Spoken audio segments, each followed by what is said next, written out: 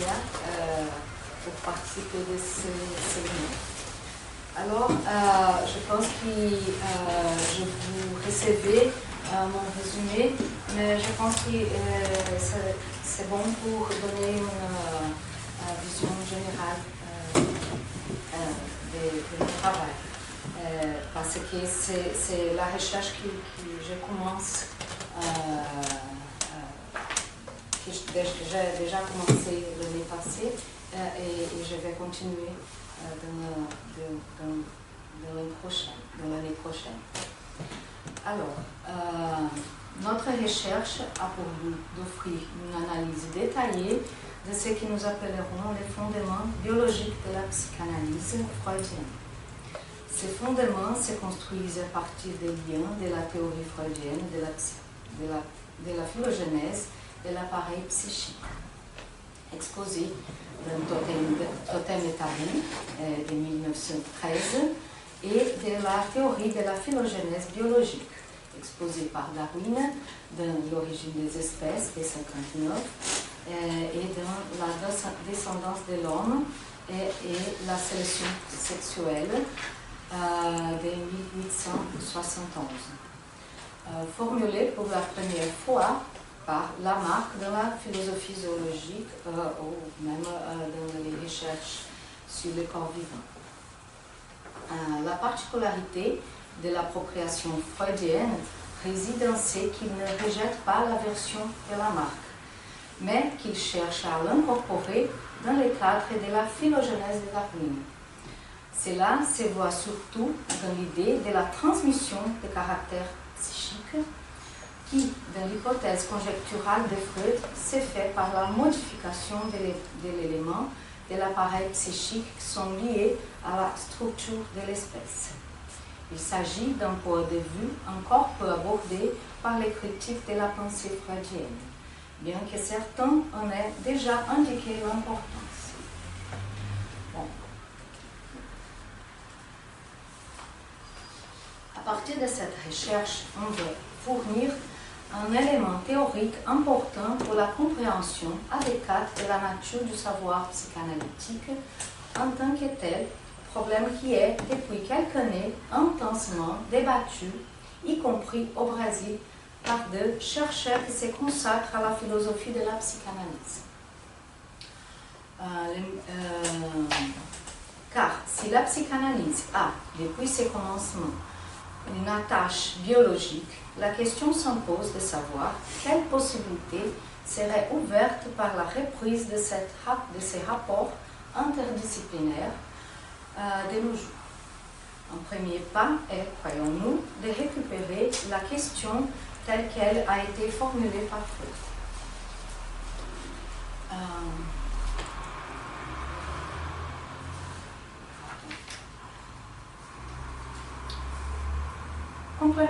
Complémentairement et particulièrement, nous voudrions, avec cette étude, un fait assez ponctuel, ouvrir une perspective théorique plus large qui devra être exploitée dans une autre étude qui se penchera sur l'histoire de la pensée biologique. Nous nous référons au rapport de Darwin et Lamarck qui émerge encore une fois lorsqu'il s'agit de l'idée d'épigénèse. Si avant on pensait une série de troubles comme étant strictement génétiques, concevant les gènes dans le cadre d'une théorie darwinienne, on propose plus récemment que beaucoup de ces troubles, y compris les pathologies psychologiques, se dérivaient à l'expression circonstancielle des caractères génétiques. Dans une étude classique consacrée aux notions d'ontogénie et de phylogénie, Stephen Jay Gould fait observer avec raison que Freud, malgré son acceptation de la théorie darwinienne de la sélection naturelle, est demeuré un adepte convaincu de la récapitulation en matière de biologie. Et il cite, pour appuyer cette observation, une déclaration de Freud de Moïse et la religion monothéiste. Je cite Freud. Ma position devient particulièrement délicate, je le reconnais, en raison de l'attitude actuelle de la science biologique, qui rejette l'idée selon laquelle des caractères acquis seraient transmissibles et descendants. J'admets modestement que malgré cela, il ne me paraît pas concevable que le développement biologique puisse se réaliser sans que ces facteurs entrent en ligne de compte. Cette position de Freud n'est pas arbitraire. Elle se justifie pour une raison interne à sa théorie. Le fait que la clinique psychanalytique retrouve dans ses patients, je cite, des réactions à des traumas qui ont eu lieu précocement, fin de citation, qui ne sont pas liées aux faits réellement vécus, c'est-à-dire les réactions élargies qui paraissent remonter à une succession phylogénétique consolidée dans l'espèce. Mémoire insondable d'événements relatifs à une nature hostile qui affronte l'espèce humaine depuis toujours. Autrement dit, pour la psychanalyse freudienne, le choc de ces événements extérieurs est incorporé à l'appareil psychique. En les modifiant, et il transmis comme une caractéristique interne au long de générations, comme un trait de mémoire issu d'un héritage archaïque. Dans ce même test, Freud-Moïsme, Freud souligne que, je cite, tout en admettant que nous avons comme preuve de ces traces mnésiques de notre hérédité archaïque que les phénomènes résiduels du travail analytique qui demandent une dérivation phylogénétique. Ces preuves nous paraissent cependant suffisamment fortes pour nous permettre de postuler que c'est bien de cela qu'il s'agit. S'il n'en est pas ainsi, nous n'avancerons pas d'un seul pas dans la voie où nous nous sommes engagés, aussi bien dans le domaine de la psychanalyse que dans celui de la psychologie des mœurs. Il faut alors dire qu'une certaine appropriation de la marque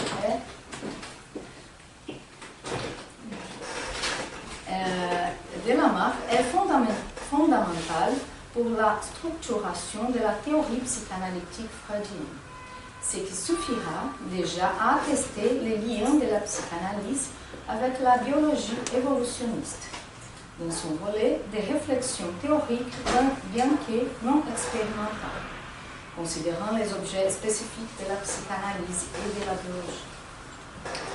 Ces passages qui suggèrent une position résolument lamarckienne de la part de Freud doivent pourtant être lus considérant le fait que les références de Darwin dans les œuvres de Freud sont beaucoup plus nombreuses que d'éventuelles mentions à Lamarck, qui du reste n'est jamais directement cité.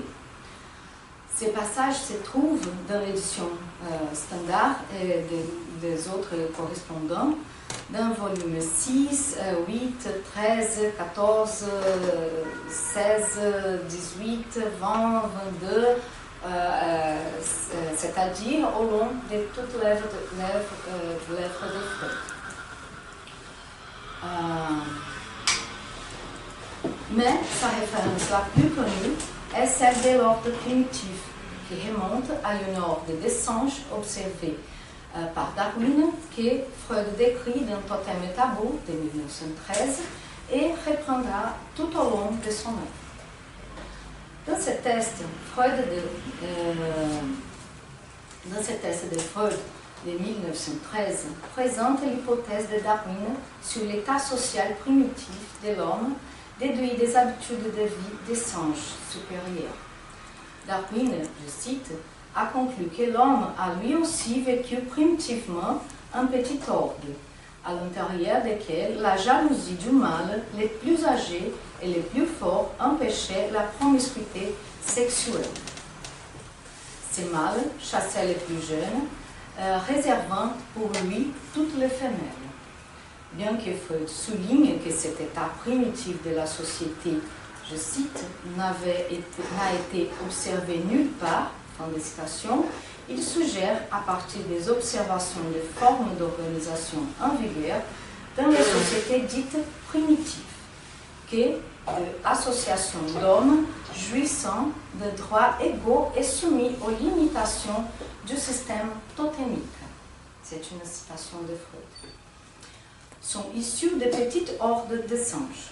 C'est là une association insolite actuellement, mais très ordinaire à l'époque où Freud écrit, y compris dans l'anthropologie évolutionniste. L'idée freudienne de l'ordre primitif s'associe à l'image du père jaloux qui chasse tous ses fils et s'approprie toutes les femmes.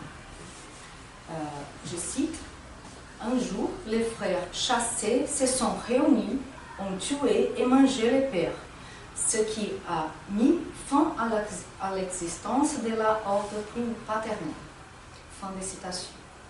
Dès la fin de la horde paternelle, naît les clans des frères, les parricides mettant en place l'exogamie et le totémisme.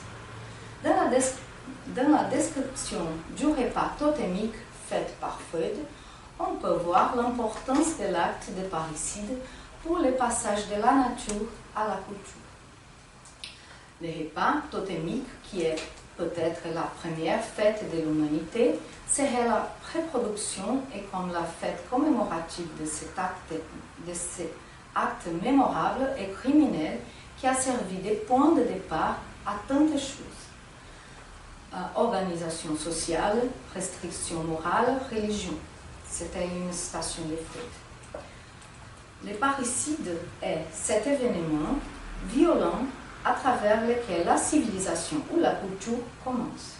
Cet acte serait responsable, entre autres, de l'agressivité caractéristique de l'être humain, qui est transmise et se perpétue grâce à l'indestructibilité et l'incorrigibilité de ces processus inconscients depuis les époques les plus lointaines. Fin de citation. Des références aux théories de Darwin sont observées en divers moments, et Freud compare même la découverte de la psychanalyse à l'évolution darwinienne et à la révolution qu'elle a provoquée dans la manière de penser.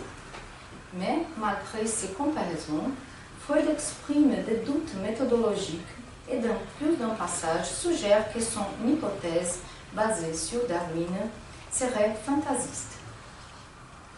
Même considérant que les incertitudes sont propres aux suppositions, Freud pense que peut-être serait fantasiste. Ainsi, Freud oscille finalement entre d'un côté l'affirmation que les processus inconscients sont indestructibles et donc que les sentiments inconscients de la culpabilité issus du parricide peut être transmis et perpétués, et de l'autre, la remise en question de l'existence même d'une continuité psychique entre générations successives, ou encore l'incertitude sur la manière dont se fait la transmission de ces états psychiques. On voit ainsi que le darwinisme a pour Freud un pouvoir plus suggestif que démonstratif, lorsqu'on passe de la théorie de l'évolution en tant que telle à une théorie de la formation de l'appareil psychique humain. En 1914, dans la préface de la 3e édition des 3 essais sur la théorie de la sexualité, c'est un texte originaire de 1900 de Freud, Freud indique que lorsqu'on envisage les problèmes de la sexualité humaine, nous privilégions souvent les facteurs accidentels, laissant au second plan les facteurs dispositionnels, qui n'émergeraient qu'après les facteurs accidentels. Car, je cite, le développement ontogénétique est considéré avant le développement phylogénétique. Fin de citation.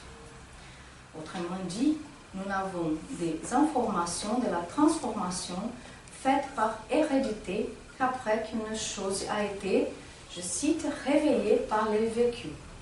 Fin de citation. Ou pour parler avec la biologie évolutive, l'élément structurel ne se manifeste que face aux événements adaptatifs.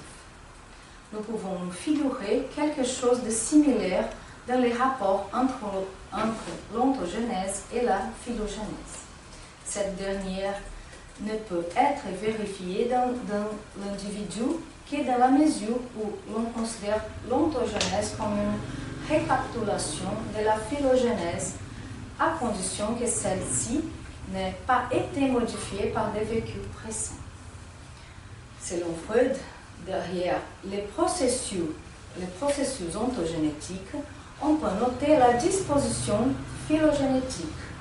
Au fond, cependant, la disposition est justement le précipité d'un vécu plus ancien de l'espèce elle-même, à laquelle s'ajoute en tant que somme de facteurs accidentels les vécus les plus récents de l'individu. Cette préface, bien qu'elle se rapporte au développement sexuel, semble contraster avec le reste de l'exposition, à l'exception de quelques ajouts dans le test lui-même. Ces affirmations se rapportent plutôt à un autre test métapsychologique de 1914 qui ne sera publié que posthumément. Névrose de transfert, une synthèse qui porte sur les fantasies phylogénétiques. Une explication possible des raisons pour lesquelles ce passage a fini par se trouver dans la préface des 3 essais se trouve dans une lettre de Freud à Ferenczi, un autre psychanalyste hongrois, disciple de Freud, qui après va continuer la phylogénèse, l'idée de phylogénèse d'un autre livre qui sera publié seulement en 1924. Dans laquelle il dit que ces expositions métapsychologiques, je cite, seraient la conséquence d'autres problèmes sur lesquels aurait buté sa théorie de la sexualité. Ferenczi aussi a traduit les 3 essais en hongrois quand il était médecin de l'armée dans un petit village de Hongrie, pendant la Grande Guerre. La traduction a renouvelé son intérêt pour la biologie et l'a amené à penser avec Freud à un projet sur les rapports entre psychanalyse et la biologie. Dans une lettre à Freud datée de 1915, Ferenczi écrit « Je me suis égaré dans les problèmes de la biologie et je n'ai réussi pas à retourner à la psychologie. » Vers le milieu de cette année-là, Freud envoie à Ferenczi l'ébauche de l'essai, névrose de transfert, une synthèse, où l'autre nom c'est vue d'ensemble de névrose de transfert, et mentionne l'idée de penser la série phylogénétique par rapport à l'influence de la géologie sur les ancêtres de l'espèce humaine qui imposerait aux hommes les refoulements d'habitude et compterait parmi les éléments de l'évolution. Plus tard, Ferenczi propose à Freud d'écrire une série de 15 à 20 tests intitulés « Essais bioanalytiques » à partir de la métapsychologie de Freud. Ces essais montreraient la légitimation biologique de la psychanalyse à travers l'association de la métapsychologie et de ce que Ferenczi appelle la métabiologie.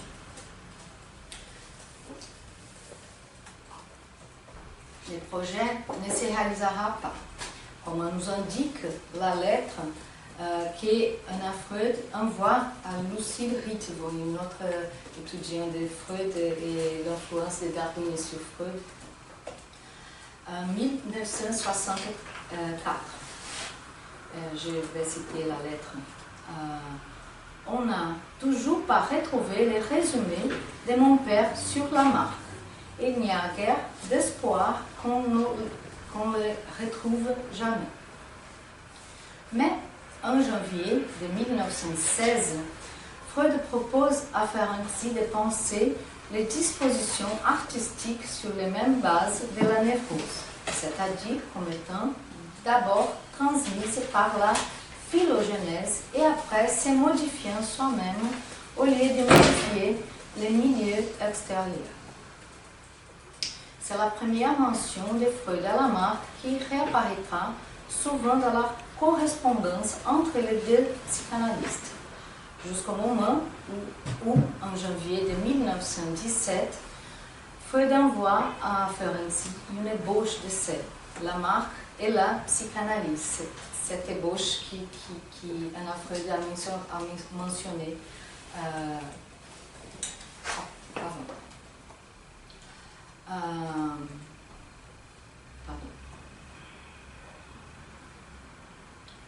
Lamarck et la psychanalyse, et dit qu'il avait commencé à lire la philosophie zoologique.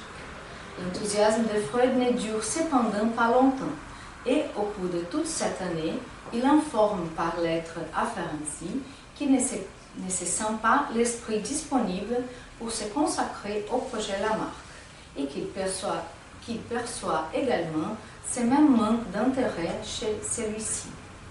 Bien que Ferenczi ait essayé de reprendre ce projet en 1918, la position de Freud ne change pas, justifiée maintenant par les drames mondiaux de la guerre.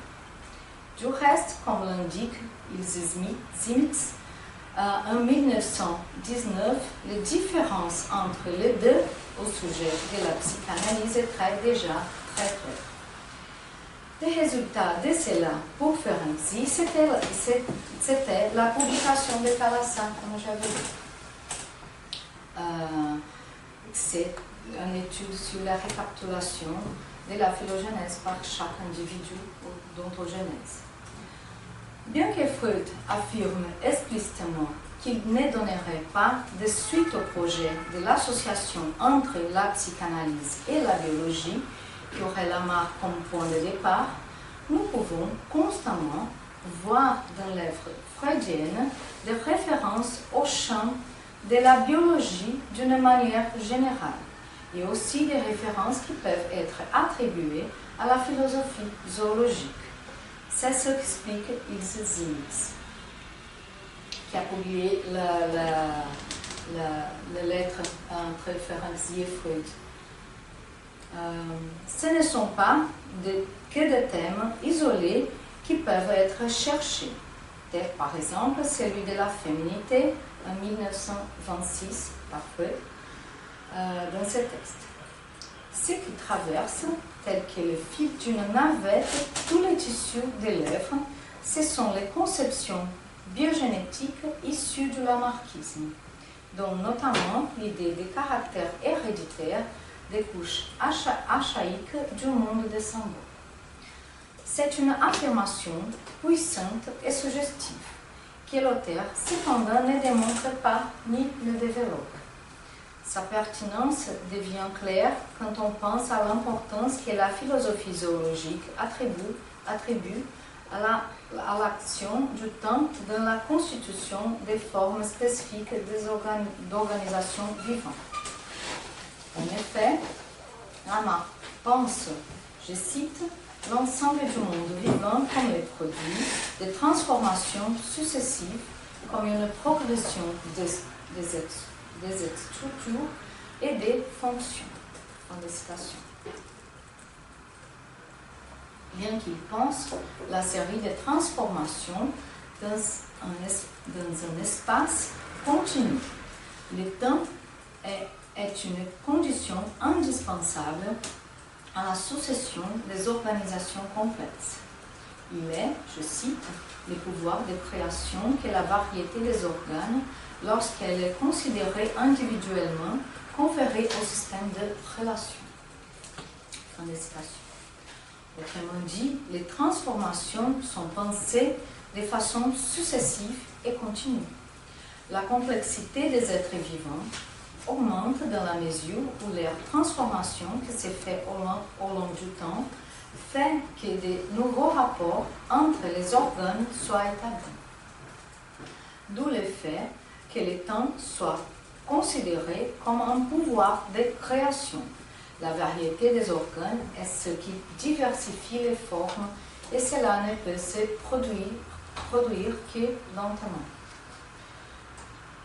Outre l'influence du temps, l'organisme ne se trouve pas isolé, mais dans un certain habitat, en interaction avec son milieu. Et pour Lamarck, il y a différents milieux parce qu'ils représentent les paramètres des circonstances dans lesquelles l'organisme se trouve et qui, dans les mots de Jacob, la logique du vivant, définissent la qualité de l'élément dans lequel cet organisme s'est trouvé immergé, l'air ou l'eau. S'il y a une interaction avec ces milieux, c'est-à-dire si les milieux exercent une action sur la structure, cela se produit en raison des nécessités et des besoins de l'organisme. C'est là une problématique complexe que nous ne développerons pas ici et à laquelle ont été consacrés de nombreux articles et au moins de grands ouvrages, celui de Burkhardt, de Corsi. Je ne fais qu'affirmer pour le moment que cette conception est importante pour la théorie freudienne, qui se penche sur l'idée que la structure organique de l'espèce humaine change dans le cadre du psychisme par les besoins et les nécessités qui se posent d'abord de manière circonstancielle, mais qui ensuite deviennent, dans l'histoire de l'espèce, des caractéristiques.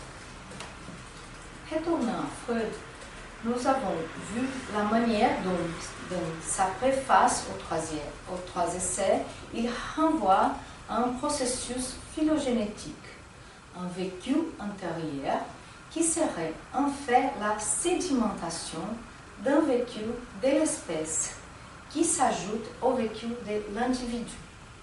Or, nous pouvons trouver ces affirmations systématisées dans la 23e conférence sur psychanalyse, les modes de formation du symptôme.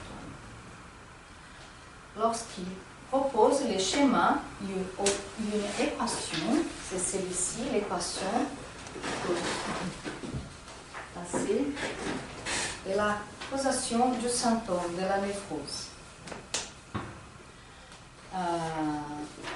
De la cause de la névrose, de causation, qui considère les vécus préhistoriques ou les dispositions et les vécus sexuels des enfants. D'emblée, Freud affirme que les symptômes psychiques, thème de la conférence, ou les maladies psychiques, je cite, sont nuisibles ou tout au moins inutiles pour la vie dans son ensemble. Fin de citation.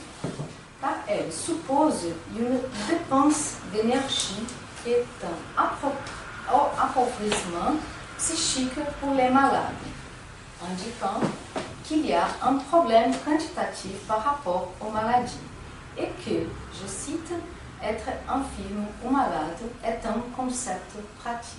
Fin de citation. Mais du point de vue théorique, nous sommes tous opposés, puisque l'investigation de la formation des symptômes nous mène aux conditions normales, sur lesquelles se fonde la sexualité humaine. À ce sujet, Freud reprend les conditions de formation des symptômes névrotiques, la 22e conférence, régression et fixation, pour rappeler les moments où la libido retrouve les fixations pour vaincre les répressions, à savoir, je cite, dans les pratiques et les vécus de la sexualité de l'enfance, dans les désirs partiels abandonnés, dans les objets abandonnés par l'enfance. Fin de citation. Et il avance que l'importance de cette période de l'enfance est double.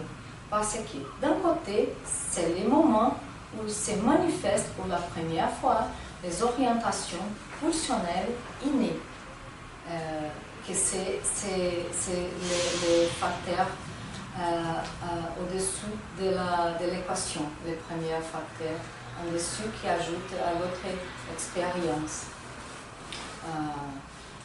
des enfants. Et que l'enfant porte déjà, et de la nature, en raison des actions extérieures, ces vécus accidentels ou contingents, grâce auxquels les pulsions sont activées.